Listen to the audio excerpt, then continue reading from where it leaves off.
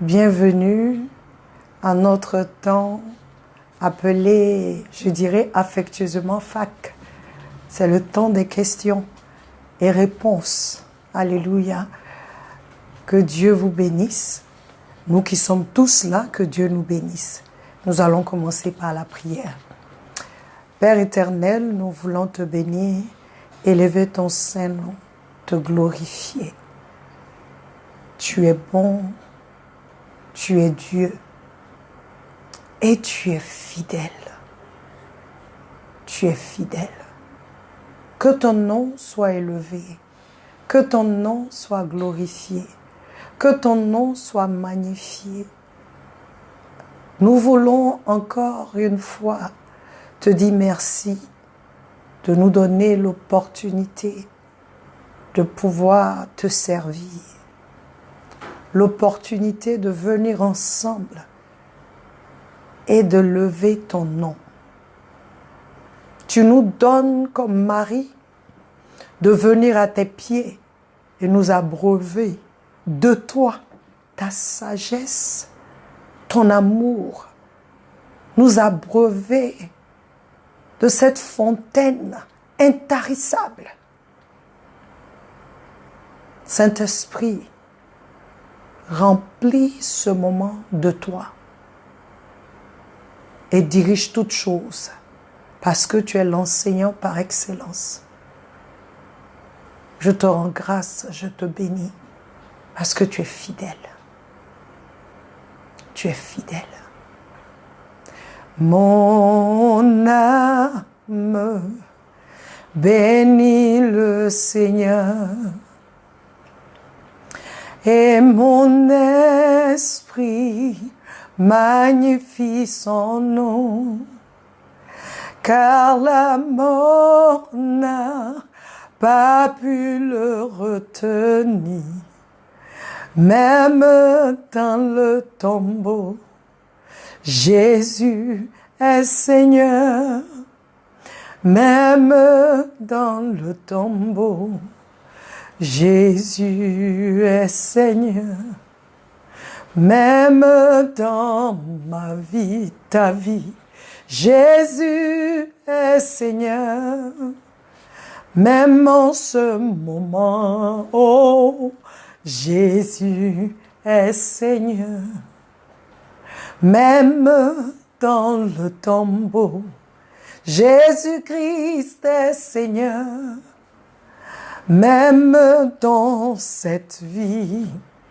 Jésus est Seigneur.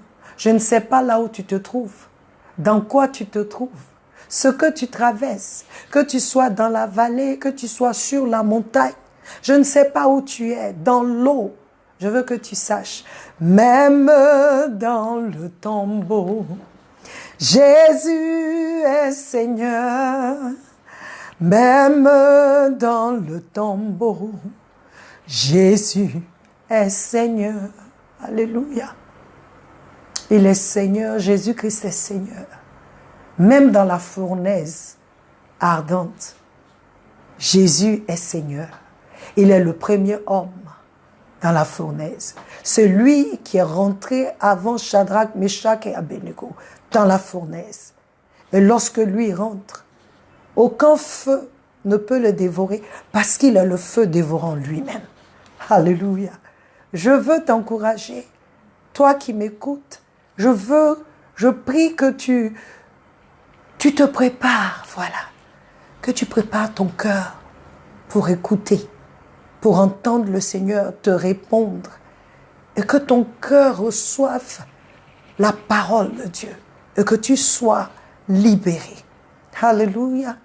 Même dans cette vie, Jésus est Seigneur. Même dans les difficultés, Jésus est Seigneur. Si tu es comme Jonas, ça me vient. Je veux que tu saches que Dieu a préparé un gros poisson pour toi. Tu ne mourras pas. Tu accompliras ta destinée. Ton destin verra le jour. Alléluia. Que Dieu nous bénisse pour ce moment. Comme je vous l'ai dit, bienvenue à notre question et réponse. Nous sommes ici encore à une autre dimension avec Christ. Alléluia. Une autre dimension avec Christ. Sans plus tarder, je vais un peu nous donner un petit résumé de ce que nous avons fait le samedi. Le samedi, nous avons parlé de la souveraineté de Dieu et nous avons donné 4 exemples. Tamar, Rahab, Ruth et Bathsheba. Nous avons parlé de ces 4 femmes et nous avons dit que lorsque nous voyons ces 4 femmes mentionnées dans la généalogie de Jésus, nous pouvons voir que Dieu est souverain. Il fait ce qu'il veut. Alléluia. Et celles qui sont, ou ceux qui sont victimes d'injustice, nous vous avons dit que Dieu est pour vous. Alléluia. La nouvelle alliance est pour vous. Dieu, dans sa souveraineté, a fait grâce à Tamar, à Rahab, à Ruth et à Bathsheba. Il les a élevés, il les a mentionnés dans la généalogie de Jésus. Toi aussi, tu peux être mentionné dans la famille de Jésus-Christ. Alléluia. Alors, sans plus tarder, je vais aller à la première question qui dit « Bonjour, pasteur. Vous avez parlé du Dieu souverain en donnant l'exemple des femmes comme Ruth, Tamar, qui sont citées dans la généalogie de Jésus. Est-ce que vous pouvez expliquer ce que c'est exactement quand on dit Dieu est souverain? Merci. Et là, c'est une question qui vient de la sœur Flora. Alors, je vais répondre à cette question. Comme je l'avais fait la dernière fois, j'ai donné la définition. Je vais encore dire, je vais d'abord vous donner la définition du mot souverain. Le mot souverain veut dire suprême. Alléluia. Un souverain est un dirigeant suprême, c'est-à-dire qu'il est au-dessus de tous les autres. Quand on parle de monarchie, le monarque, l'empereur, il est celui qui règne sur tout l'empire. Il est celui qui dirige. Et sous lui, il y a des rois. Alléluia. Il est celui qui est au-dessus de tout. Et notre Dieu est le Dieu souverain. Je ne crois pas qu'il y a d'autres dieux. Parce que le chant dit, tous les autres dieux ne sont que des idoles. Tu es le seul vrai Dieu. Il n'y en a point comme toi. Tous les autres dieux comparés à notre Dieu sont des idoles. Alléluia. Il est le Dieu souverain. Il est le dirigeant suprême. Pourquoi? C'est le Dieu créateur de l'univers. Il a créé le ciel et la terre. Ce n'est pas cette philosophie qui dit tout était gâté à bractabroc et puis tout est revenu ensemble. Non, non, non, non. Il y a une intelligence supérieure qui a pris le temps de tout gérer. Tu ne peux pas regarder le monde et penser que les choses sont venues ensemble. Non, non. Il y a un qui a pris le temps. Et selon sa sagesse, il a tout mis en ordre. Alléluia. Genèse chapitre 1. Tu peux le lire. Ça te parle de la création. Comment Dieu a fait. Il est souverain parce qu'il est créateur. Il n'y a rien qui existe sur cette terre que Dieu n'a pas créé. Il n'y a rien que l'homme invente. Rien que l'homme crée. C'est Dieu en homme qui crée, qui fait. Alléluia. Il est le Dieu omnipotent, c'est-à-dire le tout-puissant. Il a toute la puissance. Si tu as un qui est fort, Dieu est plus fort. Parmi les grands, il est le plus grand. Alléluia. Il s'appelle aussi le Dieu omniprésent. Il est partout en même temps. Il est omniscient, c'est-à-dire qu'il sait toutes choses. Rien ne lui est caché. Il est le seul à avoir toutes ses habiletés. Aucun autre être, ou soit une idole, un Dieu, petit Dieu, n'a ce genre d'habilité ou de capacité ou d'attribut. Il est appelé El Elyon, c'est-à-dire Dieu très haut, élevé au-dessus de tout. Donc je veux te dire, ma sœur, que quand Dieu agit, tous ses paramètres sont pris en compte. Ce qui fait qu'il est le juste juge. Il n'y a pas d'erreur en lui. 1 Corinthiens 2, 7, 8, je vais lire pour toi, dit « Non, la sagesse que nous exposons vient de Dieu. C'est ce grand plan divin resté jusqu'ici mystérieux et qui demeure encore caché pour le monde, mais que Dieu nous a révélé. Avant le commencement des temps, il avait décrété qu'il nous ferait partager sa gloire. Cela, les puissances des ténèbres qui régissent ce monde ne l'ont point reconnu. Aucun des grands de ce siècle ne l'a compris. Sinon, il n'aurait certainement pas crucifié celui qui règne en Seigneur dans la gloire. Si Satan était aussi fort, il n'allait pas crucifier Jésus. Parce que, en le crucifiant, il était en train de libérer l'homme, sans le savoir. Alléluia. Ils auraient su que la croix était la délivrance que Dieu avait pour l'homme en la personne de Jésus-Christ. Ils n'auraient pas crucifié Christ. Le Dieu souverain est celui-là même qui est capable de faire concourir toutes choses, je dis bien toutes choses, pour le bien de ses enfants. Tu peux aller lire cela dans Romains 8, 28. J'espère qu'avec cette petite explication, tu peux voir que notre Dieu, le Père de notre Seigneur Jésus-Christ, c'est-à-dire Dieu le Père, Dieu le Fils, Dieu le Saint-Esprit, est le Dieu souverain. Alléluia. La deuxième question dit, il est l'unique souverain, le roi des rois, il mène tout au gré de sa volonté. Ma question, y a-t-il un lien entre la grâce de Dieu et sa souveraineté? Vu qu'il fait tout comme bon lui semble et qu'il accorde sa grâce à qui il veut. Et cela est de Franck Kouakou. Alléluia. Mon cher Franck, oui, il y a un lien entre la grâce de Dieu et sa souveraineté. C'est de la souveraineté de Dieu que découle sa grâce envers nous. Alléluia. La souveraineté de Dieu fait ce que Dieu veut.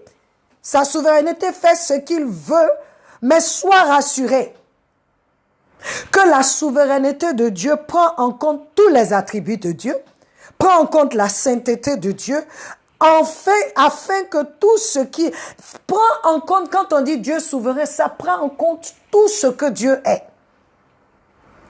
La souveraineté de Dieu manifestée, c'est manifestée à ses femmes. La souveraineté de Dieu a manifesté la grâce de Dieu dans la vie de Tamar, dans la vie de Rahab, dans la vie de Ruth et dans la vie de Bathsheba. Ces femmes-là n'avaient pas leur place dans l'ancienne alliance. Dans la nouvelle alliance, elles ont leur place. Parce que la nouvelle alliance est lancée à tous les êtres humains. Mais l'ancienne alliance n'était que pour certaines personnes. Alléluia. Mais Dieu a fait grâce. Je voudrais que tu lises le livre des Lamentations. Lamentation 3, 37. Mais je voudrais que tu lises tout le chapitre. Et tu verras combien Dieu est souverain et dans sa souveraineté, comment il choisit de manifester sa bonté, sa grâce envers l'homme. Alléluia. La grâce de Dieu c'est de te donner ce que tu ne mérites pas. Ces femmes, selon leurs arrière-plans familiaux et les actes même de leur vie, leurs activités, méritaient plutôt le rejet. Mais Dieu, dans sa souveraineté, nous montre qu'il est le Dieu qui connaît mieux que nous. Malgré la connaissance que nous avons, parce que nous pouvons juger ces femmes-là, mais Dieu sait quelque chose que toi et moi, on ne sait pas. C'est pourquoi, selon nous, ces femmes n'ont pas droit à être là où elles sont, mais Dieu a fait grâce. Donc, quand on voit la souveraineté de Dieu qui a manifesté la grâce de Dieu, nous les hommes, nous sommes étonnés parce qu'on se dit, mais comment cette personne a pu être là? Je dis souvent, quand mon père spirituel me regarde, il dit, waouh. Quand mes frères spirituels me regardent, d'autres disent, waouh. Parce qu'on se demandait, est-ce que elle va arriver là-bas même? Si tu penses que tu es bandit, j'étais plus bandit. Oui.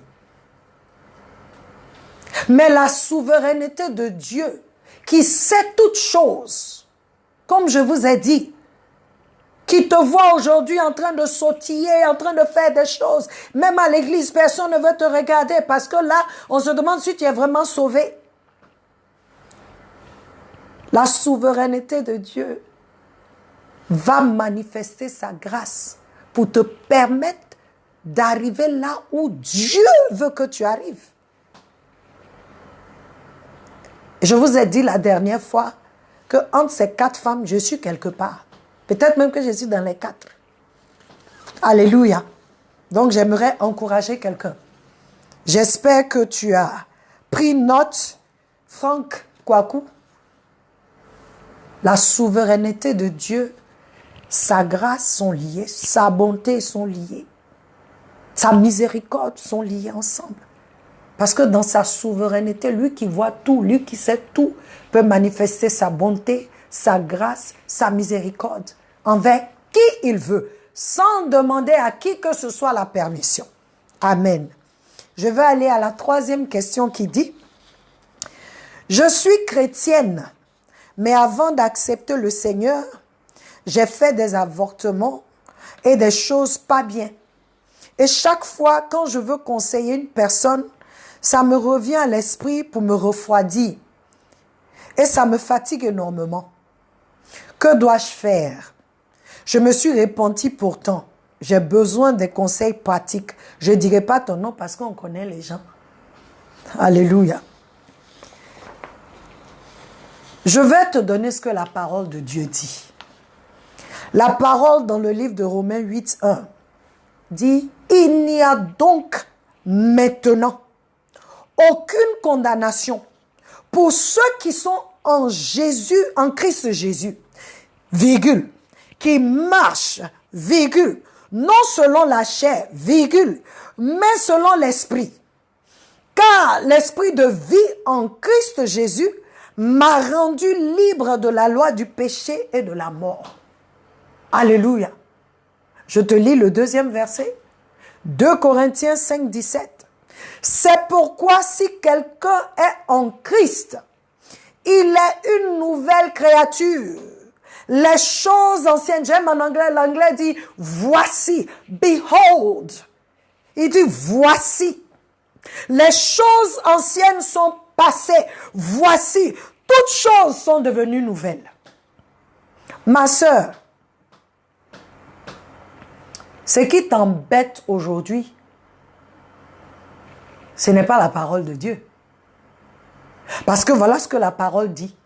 Tu t'es repenti. Tu marches comme Dieu veut. La délivrance a eu lieu. Jésus a payé le prix. Mais il y a un esprit de culpabilité qui est en train de te harceler. Et je veux que tu saches, cet esprit n'a pas le droit de te harceler. Parce que Jésus a payé le prix. Le jour où tu t'es donné à Christ, quand tu vas, toi aujourd'hui tu me dis, j'ai fait l'avortement, j'ai fait ceci. Quand on va prendre le livre, ma fille, Le livre que Satan avait pour dire avortement. 10 gars. Je ne sais pas tout ce que tu as fait. Quand on va prendre ce livre, il n'y a rien. Parce que le sang de l'agneau a effacé. Colossiens 2, 13, 14 nous dit que le sang de Jésus, que Jésus à la croix a cloué, il a cloué d'abord toutes les ordonnances qui étaient contraires à nous. C'est-à-dire le certificat ou bien les documents légaux que Satan avait contre toi, contre moi ou contre qui que ce soit qui n'était pas encore en Christ. Quand tu as accepté Christ, ce jour-là à la croix, le Seigneur a effacé. Si Satan va dans son ordinateur aujourd'hui pour regarder et puis il met le nom, il met ton nom, il met Kadi, je ne vais pas dire ton nom, il met Kadi. Il n'y a rien. C'est vide. Archive, disque dur, il n'y a rien. Donc, je veux te dire, c'est parce que tu écoutes cette voix. La Bible nous dit, tu connaîtras la vérité et la vérité t'affranchira. Ma soeur, tu peux venir, on va prier pour toi. Mais si tu ne prends pas sur toi-même pour dire à cette voix-là, hey, je suis une nouvelle créature. C'est ce que tu dois dire. Il n'y a rien à faire. Je vous ai dit la dernière fois que cette vie chrétienne-là, ce n'est pas toi. C'est la vie de Christ en toi. C'est la vie de Jésus-Christ en moi. Si c'est ce que moi-même j'étais, mais c'est fini. Je n'ai aucun droit même à ce que je suis en train de te dire. Mais parce que Jésus-Christ a payé le prix, il a vaincu la mort pour toi, il a vaincu le péché, Jésus t'a libéré par son sang qui a coulé pour payer ta dette et satisfaire la colère de Dieu contre toi. Tu es libéré. C'est quand même tu entends l'esprit là. Quand tu veux parler à quelqu'un, et puis tu vois l'esprit qui vient pour te dire, « Oh, toi qui as fait ça là, tu es en train de dire quoi? On te connaît. » Si tu dis quoi? De qui tu parles? Donne-lui la parole. Je suis une nouvelle créature. Oh, il n'y a plus de condamnation pour ceux qui sont en Christ. Pourquoi? Parce que l'esprit de vie en Christ nous a rachetés. Alléluia. J'espère, ma chérie, que tu as compris et que tu vas te lever. Et nous sommes là. Tu peux encore, si tu as besoin de prière, nous pouvons encore prier avec toi et puis t'aider dans cette marche. Mais je veux que tu saches que tu es libre. Alléluia. Gloire à Jésus. Alors, la 4e question dit, j'ai une question servant de Dieu. Et ma question est la suivante. Comment reconnaître la souveraineté de Dieu dans notre vie? Parce que souvent, Dieu te promet et les choses tardent. Or, souvent même, il te donne la date, le jour, mais après, ça passe. Et on le met souvent sur les esprits de famille et autres. Donc, comment reconnaître la souveraineté de Dieu dans notre vie afin de mieux attendre ses promesses et être rassuré? Merci, c'est le frère Marcel Wendé. Marcel, les choses tardent, mais elles ne sont jamais en retard avec Dieu. Ça peut tarder, mais être en retard, non. Dieu n'est jamais en retard. Habakkuk 2, 3 dit, car c'est une prophétie dont le temps est déjà fixé. Elle marche vers son terme et elle ne mentira pas. Si elle tarde, attends-la, car elle s'accomplira certainement. Alléluia. La parole de Dieu est vérité. Quand on dit tarder et puis être en retard, c'est différent. C'est différent. Dieu n'est jamais en retard. Ça, c'est le premier point. Tu dis que Dieu même te donne le jour, la date, et puis ça ne se passe pas. Non, non, non. Ça, c'est pas Dieu. Pas du tout. Le Dieu qu'on sert là, le papa de Jésus-Christ, le Saint-Esprit, Jésus-Christ notre Seigneur, quand il dit une chose, il accomplit. Il ne peut pas te dire demain à 7 heures, et puis demain à 7 heures, les esprits familiaux, ils vont quitter où? Il est souverain. et il est tout puissant. Il veille sur sa parole pour l'accomplir. Donc je veux t'encourager. Je ne sais pas qui t'a dit, mais si c'est Dieu, si c'est le Seigneur Jésus, si c'est l'Esprit de Dieu qui te donne une date pour te dire à la fin de ce mois, voilà ce qui va arriver. Sache que ça va arriver. Alléluia. Ça va arriver, Marcel. Le Dieu que nous servons n'est pas un menteur. Il dit dans Nom 23, 19, Dieu n'est pas un homme qui devrait mentir, ni le Fils d'homme qui devrait se repentir. A-t-il dit et ne le fera-t-il pas? Ou a-t-il parlé et ne le ratifiera-t-il pas? Non. Quand il dit, il fait. Quand il dit demain, comme le prophète Élisée a dit, demain à 7 heures, il y a la famine ici, c'est vrai, mais demain à pareille heure, il y aura à manger, il y aura l'abondance. C'est qu'il a dit là, ça c'est fait. Donc si Dieu te parle directement et puis ça ne se fait pas, c'est que ce n'est pas lui.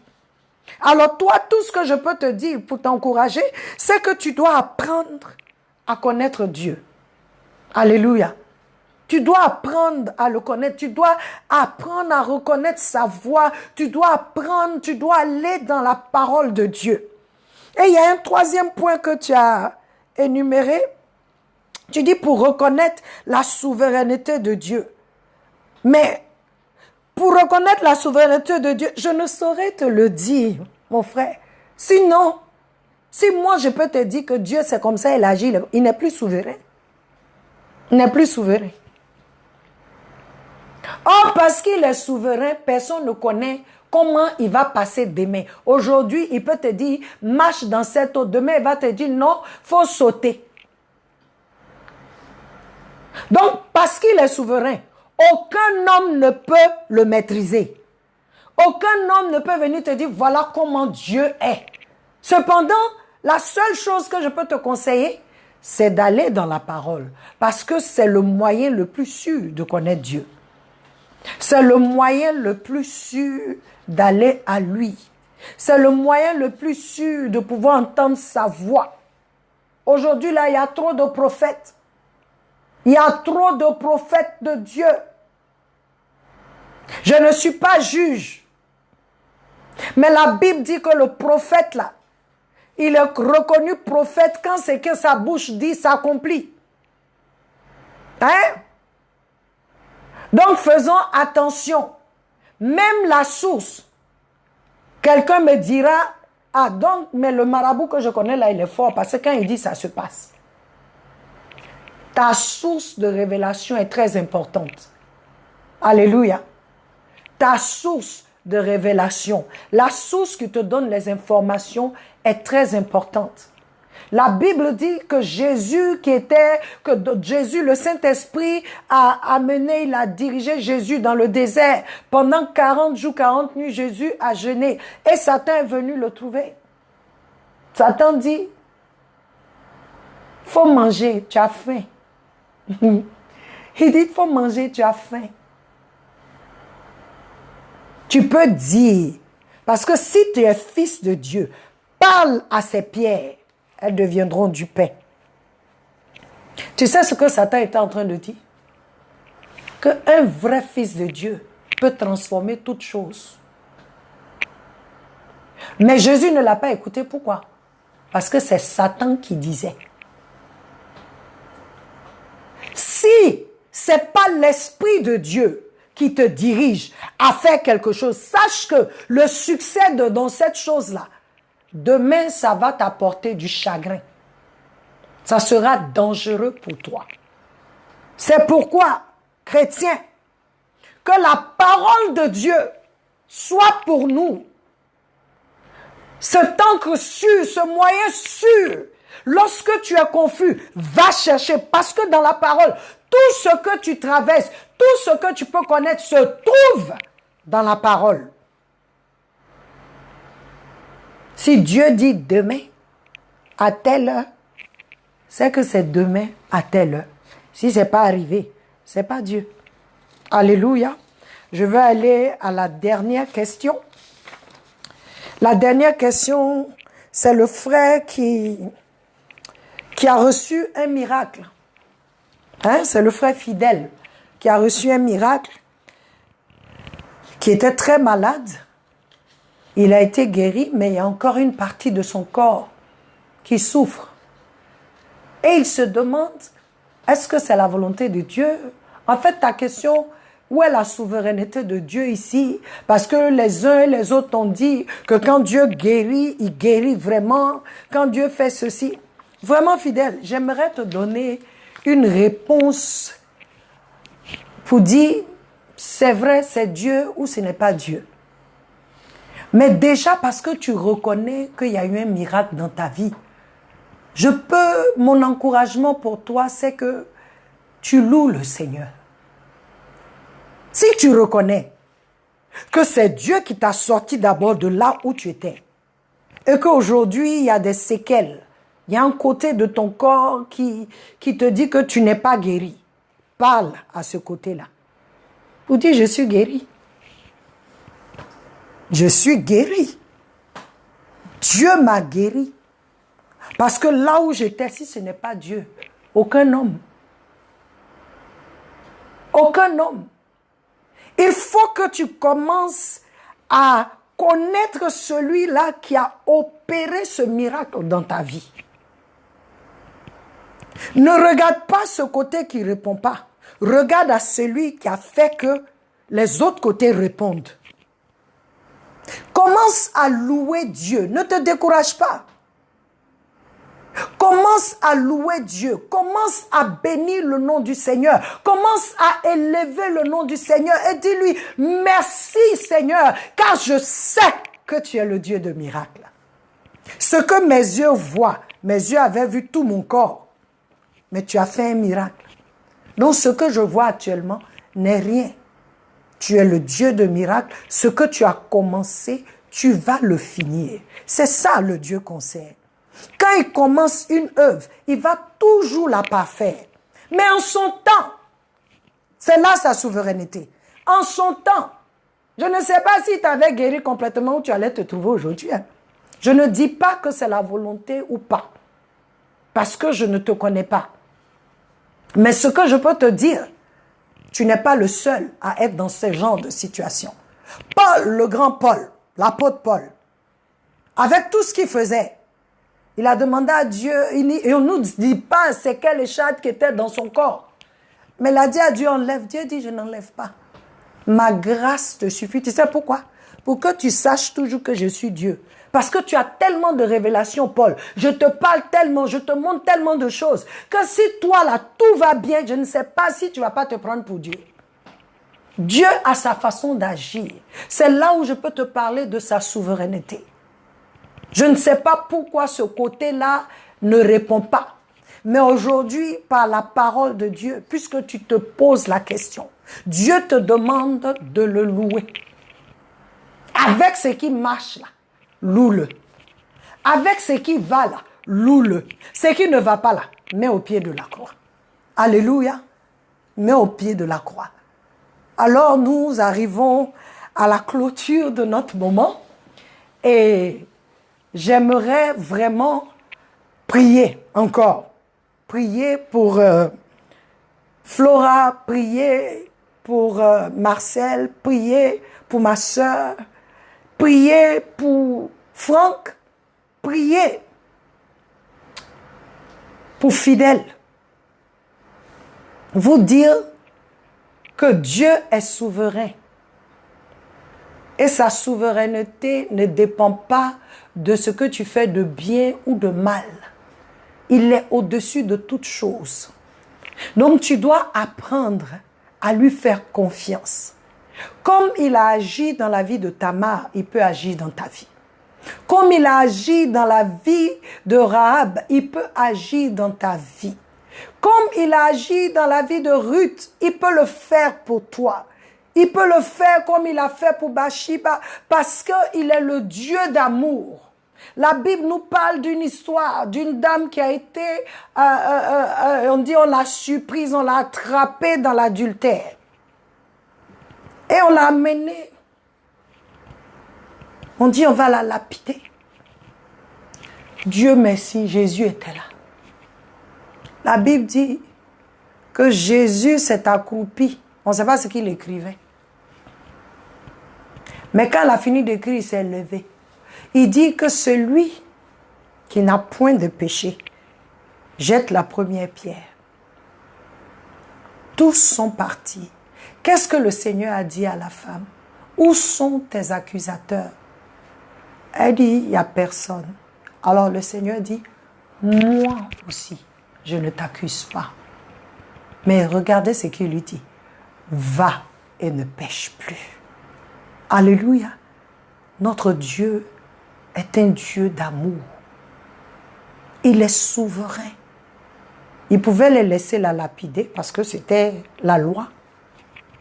Mais il y avait une injustice ici. Parce qu'elle a commis l'adultère avec qui? Est-ce qu'elle était seule en train de commettre l'adultère? Il y avait une injustice. Et je vous ai dit que notre Père est le Dieu de justice. Partout où il y a l'injustice, il manifestera sa justice. Alors je veux prier pour nous. Afin que, à toi qui veux savoir vraiment cette souveraineté, que Dieu te manifeste sa souveraineté. Que Dieu se manifeste à toi. Toi qui ne sais pas si la grâce et la souveraineté vont ensemble, je prie que le Seigneur agisse. Que le Seigneur agisse dans ta vie. Père éternel, je veux élever devant ton saint trône mes frères et sœurs qui ont posé des questions. Tu les connais. Et parce que tu les connais, je prie que tu étendes ta main sur chacun d'eux, Seigneur. Quel que soit le besoin de chacun. Que ta souveraineté encore se manifeste dans la vie de Flora. Que tu la supprennes, mon Père. Dans le nom de Jésus. Que ta souveraineté, Seigneur, manifeste encore, oh Dieu, dans la vie de Franck. Ta grâce, Seigneur. Car il a besoin de la connaître. Que ta souveraineté se manifeste encore dans sa vie et qu'il voit ta grâce et que les hommes voient ta grâce dans sa vie. Je prie, Seigneur, pour ma sœur qui se refroidit à chaque fois à cause de son passé. Aujourd'hui, j'élève le sang de l'agneau comme cette muraille, oh Dieu, entre elle et l'accusateur, dans le nom de Jésus-Christ de Nazareth. Je prie pour Marcel, afin qu'il te connaisse, que sa relation avec toi, il ait une relation intime avec toi, et qu'il sache que tu n'es jamais en retard, jamais en avance, jamais en retard. Alléluia. Je prie, Seigneur, pour mon frère qui ne se sent pas bien, qui est guéri. Je veux déclarer ici que, fidèle, tu es guéri. Par les maîtresses de Jésus-Christ, tu es guéri, tu as été guéri. Cette partie de ton corps qui ne répond pas, aujourd'hui, dans le nom de Jésus, je viens contre tout ce qui est contraire à la parole de Dieu et je proclame la guérison totale dans ton être, dans ton esprit, dans ton âme, dans ton corps. Au nom de Jésus, que ces pensées qui te paralysent, qui font que tu ne peux pas aller à une autre dimension dans ta marche, dans ta santé, aujourd'hui que ces pensées te quittent et que la joie de l'Éternel te remplisse. Au nom de Jésus-Christ. Seigneur, je prie pour tous ceux qui nous écoutent, tous ceux qui nous entendent. Père, je prie que ta main puissante agisse, que ta souveraineté se manifeste encore dans le nom de Jésus-Christ de Nazareth. Alléluia. Alors nous avons fini et je voudrais encore vous inviter. Le samedi, nous avons encore une autre rubrique dans le même chapitre de Matthieu 1. Nous allons parler du Dieu qui t'a choisi. Alléluia. Je veux que tu saches que tu es un choisi de l'Éternel.